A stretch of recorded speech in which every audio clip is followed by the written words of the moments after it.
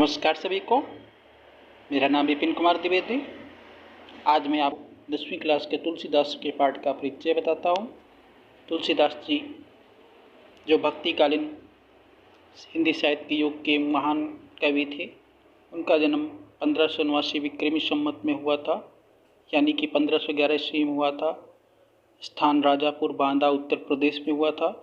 पिता का नाम आत्माराम दुबे, माता का नाम हुलसी देवी और गुरु का नाम नरहरिदास था। पत्नी का नाम रत्नावली था। और ये भक्ति काल के कवि थे और ये अनन्य भक्त प्रभु श्री राम के उपासना करते थे, सगुण ब्रह्म की यानी साकार ब्रह्म के। भक्ति काल के दो वाद है, एक तो सगुण काव्यधारा है, एक निर्गुण काव्यधारा। सगुण काव्यधारा के प्रवर्तक हैं गोस्वामी तुलसीदास और निर्गुण काव्यधारा के प्रवर्तक हैं सूरदास। तो ये कौन से काव्यधारा के कवि थे? सगुण काव्यधारा के।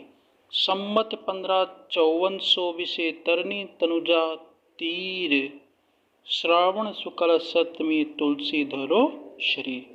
सम्मत 1554 ईस्वी में इनको जन्म हुआ था।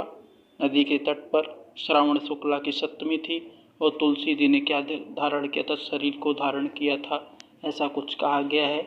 इनके बेटे का नाम था तारक और ये संप्रदाय थे, वैष्णव संप्रदाय थे। उपाधि इनको गोस्वामी की दी गई थी। गोस्वामी उनको भी कहते हैं जो गौ को पालन करने वाले भी होते हैं, उनको भी गोस्वामी कहते हैं। इनकी प्रमुख रचना है रामचरितमानस, सभी आप जानते हैं। दोहावली, कवितावली, विनय पत्रिका, जानकी मंगल, आरवती मंगल और भी अनेक रचनाएँ हैं।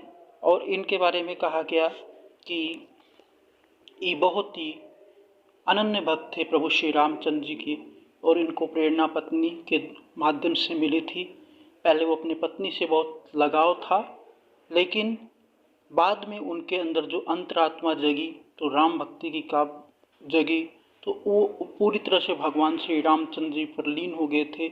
उन्होंने तो भगवान श्री रामचंद्र जी का साक्षात्कार भी किया था और अनन्य भाव से सेवा की थी। और उनकी अंतिम प्रस्तुति थी हनुमान बाहुका।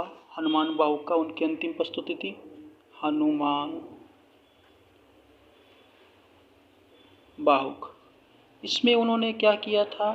कलयुग में जो भयंकर पीड़ा है, दुख है, दर्द है, बीमारी है, उसमें उन्होंने इस ग्रंथ के माध्यम से लिखा था और उस पीड़ा से भगवान श्री रामचंद्र जी से मुक्ति का मार्ग को प्राप्त करने का प्रयत्न किया था। इनकी मृत्यु हुई थी सन 1623 ईस्वी में। अपना जीवन काल 112 वर्ष का था। मृत्यु 80 घाट बनारस उत्तर प्रदेश में हुई थी। इस प्रकार से तुलसीदास जी का परिचय हुआ है। तो तुलसीदास जी के परिचय में और भी विशेष बात है। तुलसीदास के बारे में, कवि परिचय के बारे में और जान लीजिए। तुलसीदास जी राम भक्ति परंपरा के कवि थे और ये मूल नक्षत्र में पैदा हुए थे, इसीलिए इनको त्याग कर दिया गया था। इनका पालन पोषण मुनिया नामक दासी ने किया था। इनके बाबा नरहरिदास जी ने की कृपा के परिणाम स्वरूप हुआ था, यानी इनके गुरु की अनन्य भक्ति थी और दास भक्ति का भी उन्होंने परंपरा का निर्वहन किया था। और रामचरित के मान लो बालकांड, रामचरित के मानस में 7 भाग हैं, तो उन 7 भागों को मिलकर रामचरित मानस होता है। और अपने आगे पढ़ेंगे कि किस प्रकार से शिव को धनुष तोड़ा था और उसके पश्चात क्या होता है, परशुराम जी कुपित होते हैं, वो अपने अगले वीडियो में पढ़ेंगे। जय श्री राम।